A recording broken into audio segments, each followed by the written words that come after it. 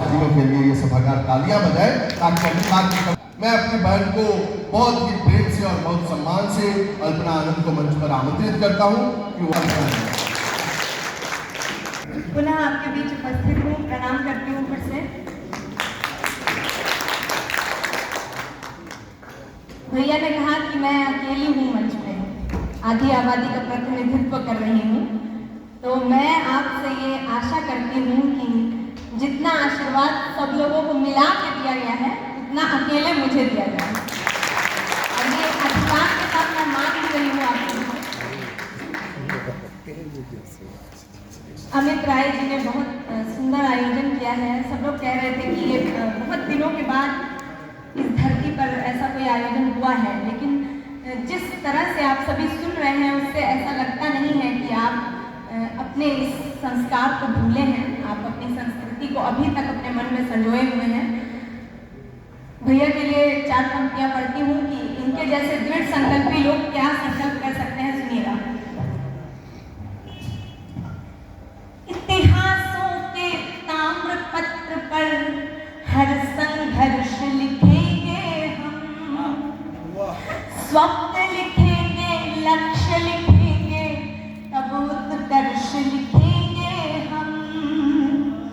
इतिहासों के ताम्र पत्र पर हर संघर्ष लिखेंगे हम, स्वप्न लिखेंगे, लक्ष्य लिखेंगे, तब उत्कर्ष लिखेंगे हम। रामायण भगवत गीता जिन हाथों से लिखी हमने, उन हाथों से पुनः खंडित भारत वर्ष लिखेंगे।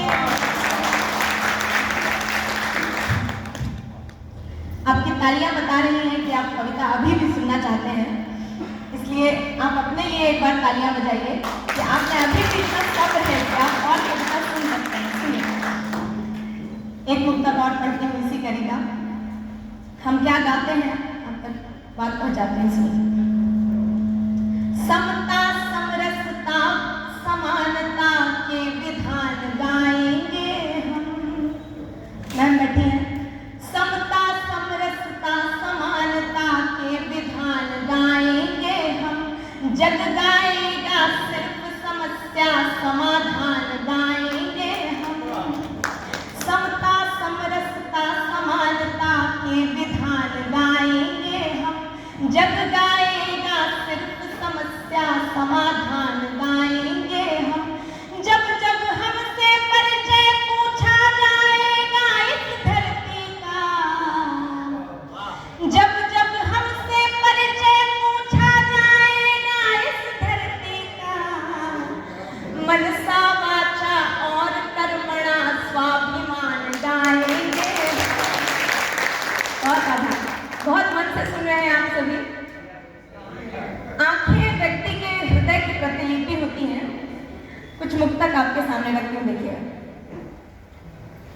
देखो तो कैसी ये आंखें, जैसा मन वैसी ये आंखें। देखो तो कैसी ये आंखें, जैसा मन वैसी ये आंखें। जिसको छूले पावन कर दे, जिसको छूले पावन कर दे, जिसको छूले पावन कर दे, जिसको छूले पावन कर दे। गंगा जल जैसी ये आंखें, गंगा जल जैसी ये आंखें। और बीते दिनों कवि सम्मेलन सुनते हुए और कविताएं लिखते हुए एक ऐसा चैलेंजिंग विषय हाथ में आया। चैलेंजिंग विषय ये था कि कई मंचों पे ये शिकायत चल रही थी कि पुरुषों ने स्त्रियों की तारीफ में बहुत सारे गीत लिखे, बहुत सारी कविताएं लिखी, लेकिन स्त्रियों ने पुरुषों की तारीफ नहीं की। तो इस चैलेंजिंग विषय को मैंने बहुत ही हिम्मत के साथ कोशिश की कि मैं इस पर लिखूं, लेकिन विषय बहुत ही चैलेंजिंग था। शंभू भैया अभी गए हैं, आप अंदाजा लगा ही सकते हैं कितना बड़ा चैलेंज है ये। तो मैं सुनाती हूँ वो गीत, सुनिए। प्रेम में एक स्त्री पुरुष के लिए क्या लिख सकती है? कितने सुंदर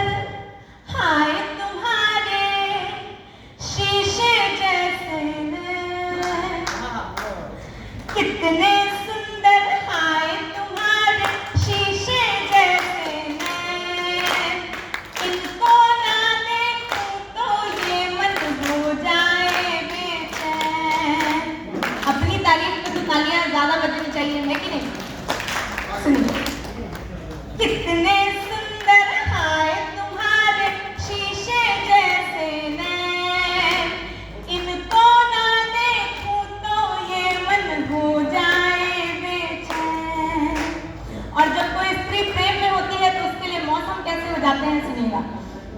इनको ना देखूं तो ये मन हो जाए बेचैन, तुम जैसे बैसाख जेठ में ठंडी सी पुरवाई, माघ पूस की ठिठुरन में तुम जैसे गर्म रजाई, तुम हो तो फागुन में रंगत भरी भरी लगती है, सावन वाली हरी चूड़ियां और हरी लगती हैं, तुमसे ये दिन चमकीले हैं, सिंदूरी है रैन, तुमको ना देखूं तो ये मन हो जाए बेचैन, तुमको ना देखूं तो ये मन हो जाए बेचैन। और भारतीय संस्कृति का प्रेम भी बहुत अद्भुत होता है। प्रेम में आंखों की तुलना बहुत सारी चीजों से की गई है। कभी आंखों को मैखाना कहा गया है, तो कभी शराब का प्याला कहा गया है, लेकिन भारतीय